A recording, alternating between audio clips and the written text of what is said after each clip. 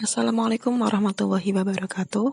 Perkenalkan, kami dari kelompok 3 mata kuliah evaluasi pembelajaran dari kelas 5 PGSD A2 akan menyampaikan materi kami tentang jenis-jenis tes.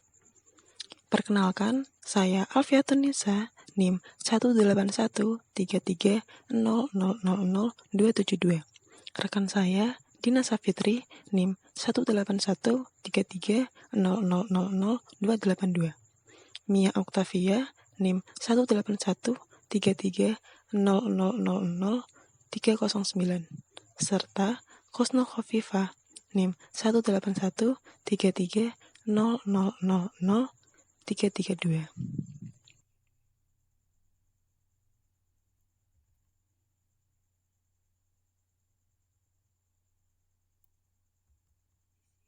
Kami akan menjelaskan tentang tes objektif, tes subjektif, dan multiple choice item.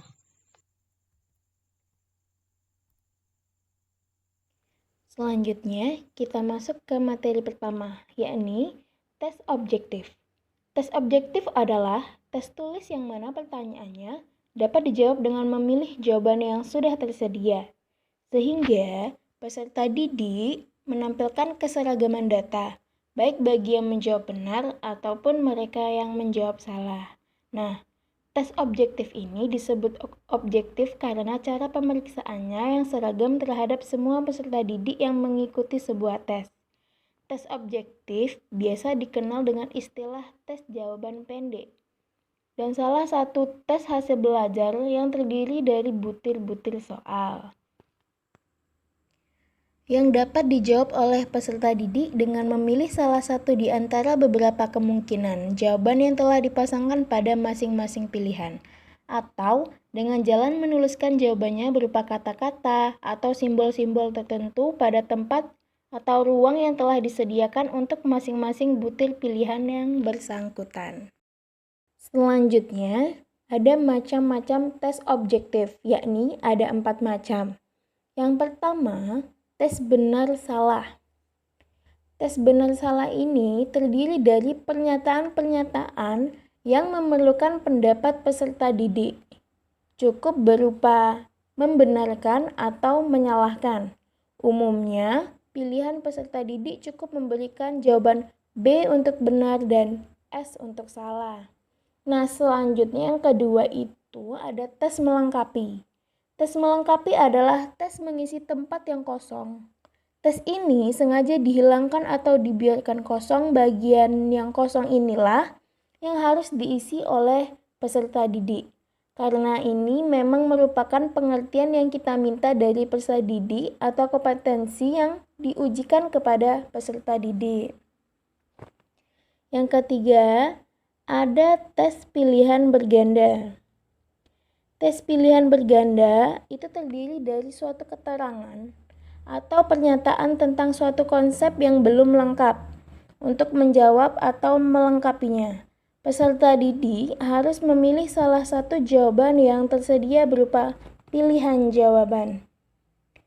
Nah, yang terakhir, tes mencocokkan. Tes mencocokkan biasanya disebut dengan tes membandingkan atau tes memasangkan. Tes mencocokkan terdiri atas suatu pertanyaan dan satu jawaban. Jawaban harus lebih banyak dari pertanyaan, sehingga merupakan pilihan bagi peserta didik. Nah, itulah pengertian dari tes objektif dan macam-macam tes objektif.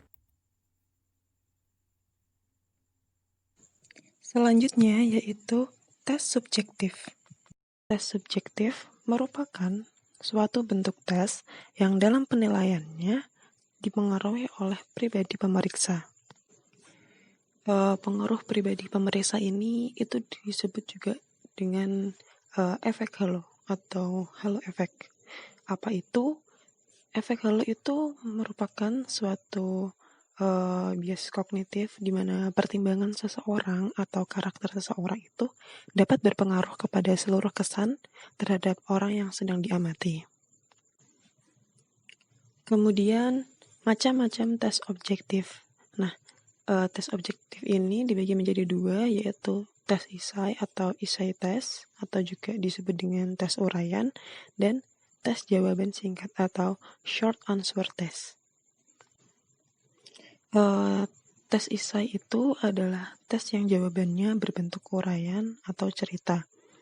Umumnya ini tuh jenis pertanyaan yang mengawali suatu tes esai adalah kata-kata jelaskan, bandingkan, uraikan, terangkan, dan lain sebagainya. Kemudian tes jawaban singkat. Tes jawaban singkat adalah tes yang jawabannya berbentuk kalimat pendek. Contohnya ini, mengapa logam dipanaskan memuai? Apakah yang dimaksud dengan pembelajaran kooperatif? Dan lain sebagainya.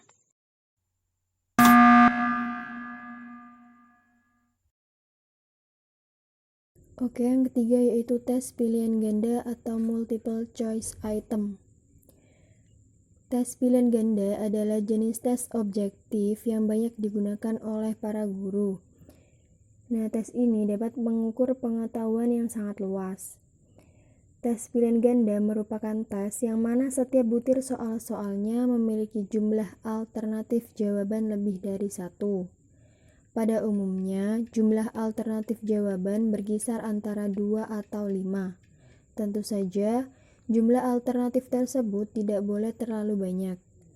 Apabila alternatif lebih dari 5, maka akan sangat membingungkan peserta didik atau peserta tes, dan juga akan sangat menyulitkan penyusunan butir soal. Nah, setiap tes pilihan ganda terdiri dari 2 bagian, yaitu yang pertama, pernyataan atau pertanyaan disebut juga dengan STEM. Nah, dengan adanya STEM, peserta didik jadi mengerti apa tugas yang dilakukan atau pertanyaan apa yang harus dijawab. Kemudian bagian yang kedua yaitu alternatif pilihan jawaban disebut juga dengan option.